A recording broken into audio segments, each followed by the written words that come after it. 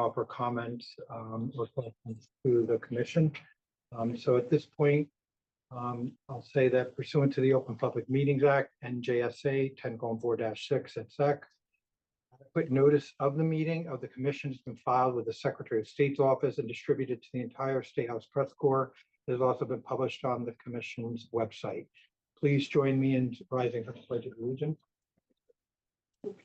I pledge allegiance to the flag of the United States of America, and to the republic for which it stands, one nation, under God, indivisible, with liberty and justice for all.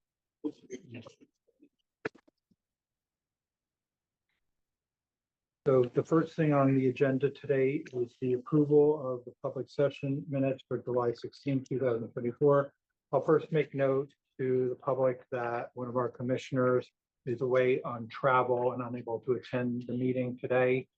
So we have 3 commissioners present. So do I have a motion? Everyone's had a chance to review the public session minutes for July 16, 2024. May I have a motion on that? I'll move the approval of the minutes. Thank you, Commissioner Barr. Do I have a second? Thank you, Commissioner Evans. All in favor, please say aye. Aye. Aye. Passes unanimously. The next item on the agenda is our executive director's report. Please. Good morning. So first thing I want to start off is budget update. So there is an adjustment to the budget numbers I reported in July. The gubernatorial public financing appropriation was reduced by $728,000 to $28,902,000. We were informed that this was going to occur before it did, so it was not a surprise to us. And practically speaking, it should not be problematic.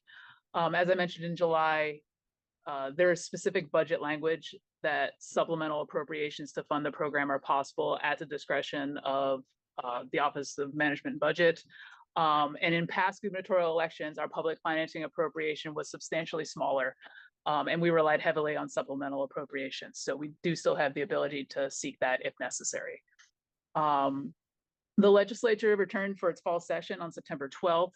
Senator Cryan introduced Senate number 3574, which requires the candidate committee or joint candidates committee to close the depository account within 7 years of leaving office or an unsuccessful election. The bill provides that the account must be spent on permissible uses of campaign funds for candidates, and also provides that funds in accounts that are not closed 7 years after leaving office or 7 years after an unsuccessful election shall be transferred to the state treasurer for deposit into the state general fund. As for analytical press releases, Joe Donahue issued 2 analytical press releases since our last meeting. And in July, he issued the Big Six second quarter release. And the Big Six are the 2 state political party committees and the 4 legislative leadership committees. Through 2020, though 2024 is a presidential election year in New Jersey, it is an off year for statewide offices. And compared to an average of the last 6 federal election years, the Big Six committees report a 2% increase in receipts in 2024 thus far. In addition to the gubernatorial election in 2025, all 120 legislative seats will be on the ballot. And with the increased contribution limits in 2025, it is likely fundraising will continue to increase in the new calendar year. And in August, we issued the County Political Party Committee second quarter release. County political party committees raised nearly $5.2 million between January and June this year. This is the highest total since 2007. Recent fundraising success is likely linked to the Elections Transparency Act, which increased contribution limits, created a separate housekeeping accounts for county committees and state party committees, and eased restriction on contractor contributions to county party committees. Since our last meeting, almost immediately following our last meeting, we had the CrowdStrike issue, which on Friday, July 19th, ELEC, just like many other state agencies and entities around the world, experienced system-wide connectivity issues due to the CrowdStrike problem. Due to the hard work of New Jersey Office of Information and Technology and ELEC's IT staff, the interruption to our servers was kept as short as possible. Also, servers were restored the next day, which was Saturday, July 20th. As I mentioned at the July meeting, ELEC transitioned to Teams calling on July 17th, and this transition was immediately beneficial as staff was able to answer calls from the public using cell phones during the CrowdStrike crisis, and this would not have been possible using our prior phone service. So we were still available to answer calls from the public even while our systems were down. The ELEC IT section has implemented a new registration and PIN application. In August, ELEC implemented a new web-based platform to apply for a registration number and PIN number. Registration numbers and PIN numbers are how individuals sign reports on electronic filing. In 2021, electronic filing became mandatory for all filers. And all filers must have a registration number and PIN number to properly file a report. Prior to this new application, obtaining such a number would take at least one business day because a person would have to receive it and then go through the process of issuing a number. Now filers can obtain such numbers 24 hours a day, 7 days a week. A new applicant can obtain a reg and PIN within minutes. And those who already have a reg and PIN can look up their own numbers by registering and answering the security question. We anticipate the numbers of individuals using our new application to increase dramatically as we approach the general election. In staff news, compliance staff has been busy with outreach in advance of the general election. On August 10th, Titus Kamal, one of our compliance officers, presented at the AFL-CIO Candidates School. Titus instructed the potential candidates on reporting requirements and electronic filing. On September 11th, Maite Hopkins and Gianna Sama, two of our compliance staff members that run seminars for gubernatorial candidates and committees, provided gubernatorial training for all compliance officers, all of our ELEC compliance officers. This training will provide a strong basis for the more intensive training as the 2025 elections approach.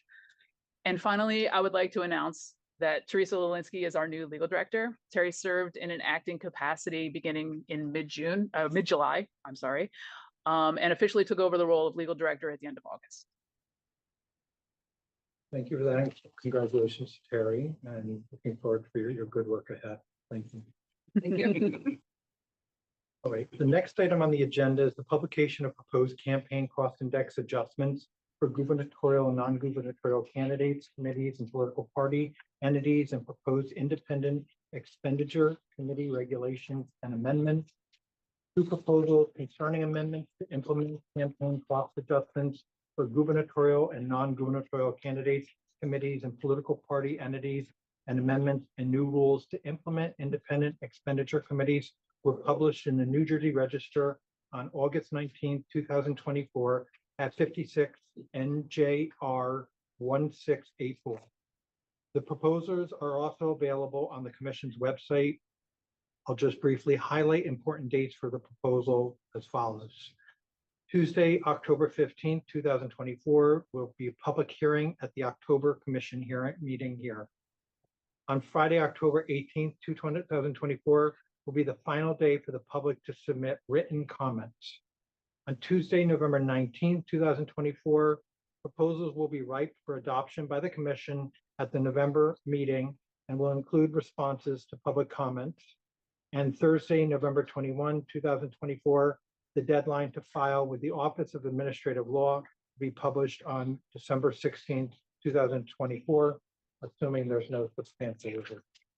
Assuming there is no, Substantial revision. thank you. The next item on the agenda is we have a list of 69 non-filer complaints for the 2023 municipal and primary elections, which were issued July 17th, 2024. It's too long of a list to read off, everyone. That will be available, I believe, on our website. So certainly you can navigate to that and see the 69 complaints, 68 of which were for the 2023 primary election, and one was for the 2023 municipal election. So at this time, I'm going to entertain a motion to open the meeting for public comment. I'll move to open the meeting for public comment. Thank you, Commissioner Barr. Do I have a second? Thank you, Commissioner Evans. All in favor, please say aye. Aye. Yes, a vote yes. The meeting is now open for public comment. Please indicate by raising your hand online. if you would like to speak.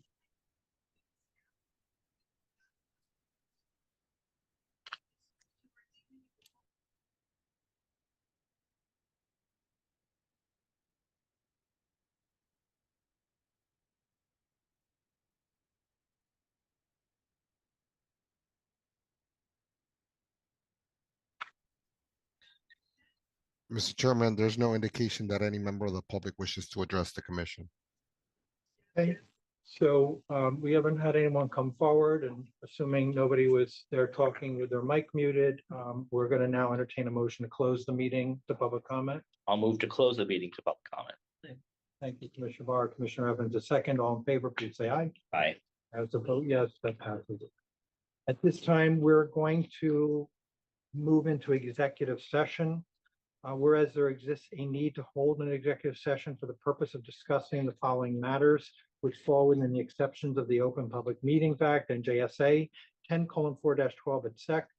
To wit, it's discussion of our executive session minutes for July 16th, 2024. There'll be a final decision recommendation for non-filer complaints.